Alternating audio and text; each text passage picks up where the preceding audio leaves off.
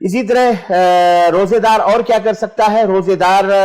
مثلا کلی کر سکتا ہے، ناک میں پانی بھی ڈال سکتا ہے جیسے وضو بنائے گا، یا بغیر وضو کے بھی، بلا وضو کے، بلا سبب کے بھی، مثلا سخت پیاس ہے، سخت دھوپ ہے، تو وہ پانی منہ میں لے کر کے کلی کر کے اپنے منہ کو ترک کر سکتا ہے۔ تاہم روزے کی حالت میں ناک میں پانی ڈالنے میں زیادہ مبالغہ نہیں کرنا چاہیے، بھئی احتیاط سے کام لینا چاہیے، کہیں ایسا نہ ہو کہ ناک کے ذریعے سے پانی زیادہ چلا جائے، جبکہ عام حالات میں اس میں مبالغہ کرنے کا حکم ہے۔ مطلب روزے دار نہیں ہے تو عام حالات میں جب آدمی ناک میں پانی ڈالے تو اللہ کے نبی صلی اللہ علیہ وسلم نے حکم دیا ہے کہ اس میں مبالغہ کیا جائے، ناک میں خوب اچھی طرح سانس کھینچ کر پانی ڈالو، مگر جب تم روزے دار ہو، یہ اللہ کے رسول صلی اللہ علیہ وسلم بتایا، اور یہ سنن ابو داؤد کی روایت ہے، باب الصائم یصیب علیہ من العطش۔